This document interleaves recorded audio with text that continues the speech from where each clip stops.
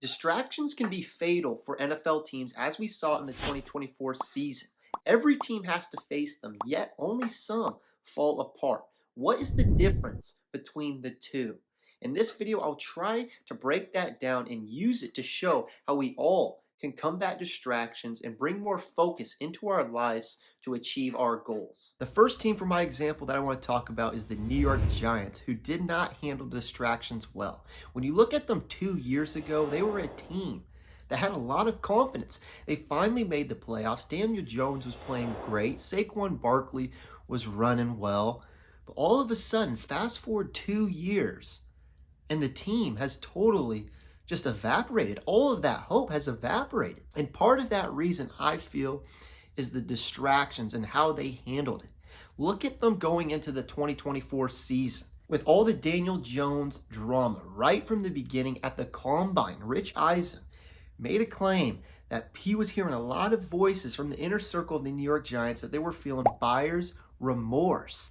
And that led to a lot of discussion all the way for Daboll to have to address when they signed Drew Lock that, hey, he is our guy. There was so much noise. And when you look at it individually with the New York Giants and Daniel Jones, so much noise was created that he had to navigate through. And then the team as a whole had to navigate through all of that noise, distracting them and hindering their focus on their primary goal, which was to win football games. And if you do not have confidence in your main guy, the most important position, it's going to be hard to succeed. And then you pair that with letting Saquon Barkley just walk away, a cornerstone, a pivotal, their best player, which caused a lot of noise in itself. But you also had the Hard Knocks, where everyone saw into the decision making of what the GM thought and what the owner was thinking, how he would feel sick if he went to the Philadelphia Eagles. And that is what ended up happening. He went to the Eagles because it was too much money. So right there's two examples with the Giants going into the season with a lot of distractions coming from within. First with the Daniel Jones, they fabricated that. Then you also had Saquon Barkley, and that all led. I'm not saying it's the main reason that they were terrible. They could have had a bad roster, they had bad pieces, or whatever reason it was. All I'm trying to say is that the distractions were a piece of that puzzle, and they fueled them, kept them going, making it harder for the team to navigate through the noise and focus on winning football games, which led them to 3-14. Which brings me to another team that was similar to the Giants and where they fabricated a lot of drama and more noise, which was the New York Jets. Right from the start, before the season even started in training camp, distractions and noise was there with Aaron Rodgers taking a pre-planned vacation to Egypt, causing a lot more noise and causing coaches to have to answer questions, players having to answer questions. Robert Saleh came out and said, hey, it's an unexcused absence, which just made it even bigger of a deal in media and just made a lot of noise in the training camp. But I get it.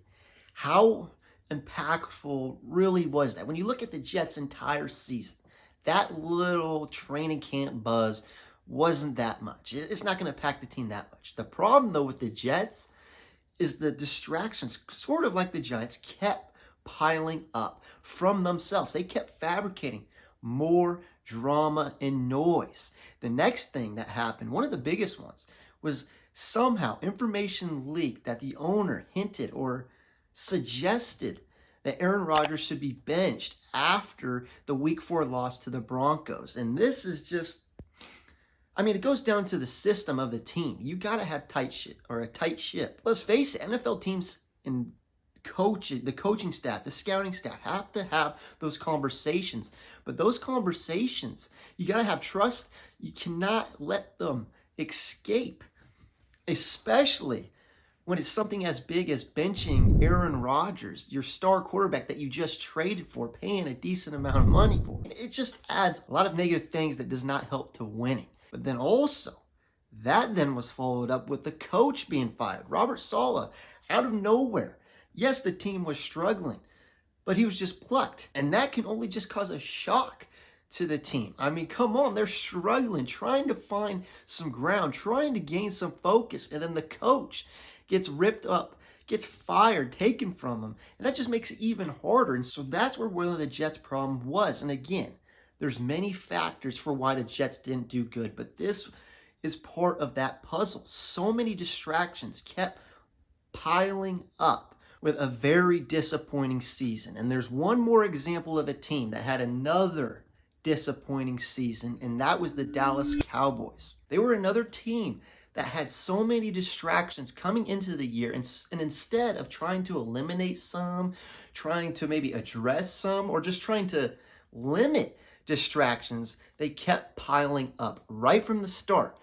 Dak Prescott, CeeDee Lamb, Mike McCarthy, all were on contract years. And Jerry Jones did little to try to address or get ahead of the contracts. CD was signed a month to the season start, just making questions if he's going to be there. Fans are speculating. It's only pissing off CD. Who knows the internal conversations and whatever. And then you also have Dak going on his final contract year, thinking he's going to be a free agent next year.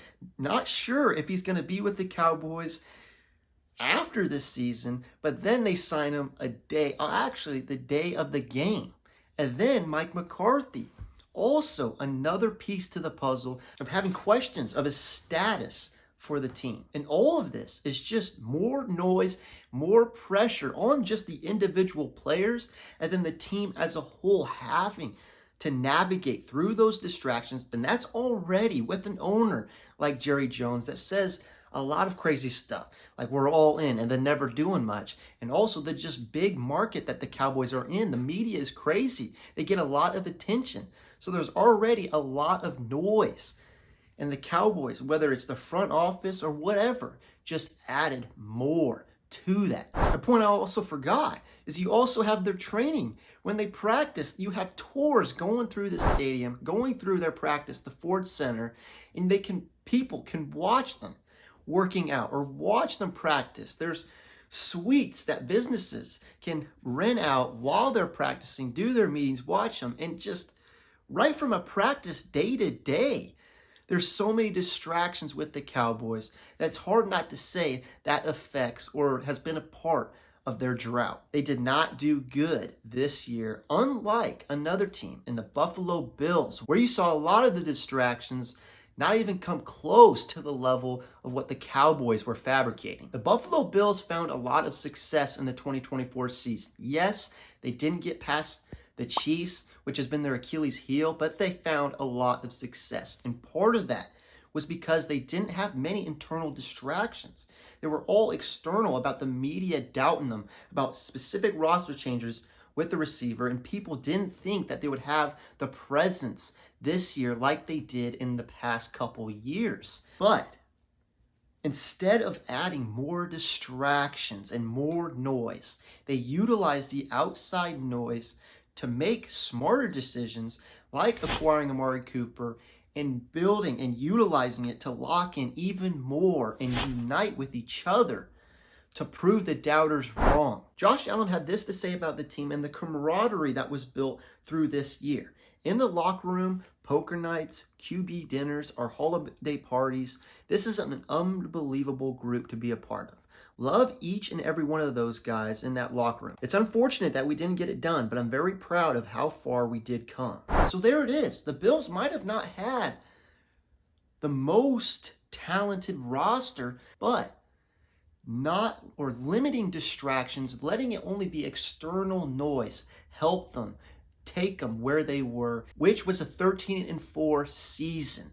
And it was similar to a team that ultimately reached the ultimate goal, the pinnacle of what every NFL team tries to do, winning the Super Bowl. And that was the Philadelphia Eagles, who utilized distractions to bond together even more, limited them, and pushed through. Because when you look at the Eagles in this season, they had a lot of distractions. A lot of internal ones too. One external one was the head coach doubt.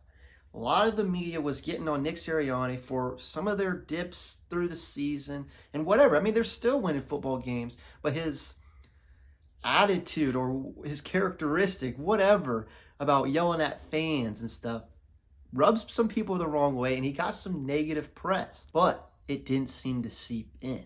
One internal one, or one that the media seemed to make internal and bigger, like majority of them, was A.J. Brown and Jalen Hurts. People were saying they didn't like each other. There was beef. A.J. was calling Jalen out, saying he's not good enough, whatever.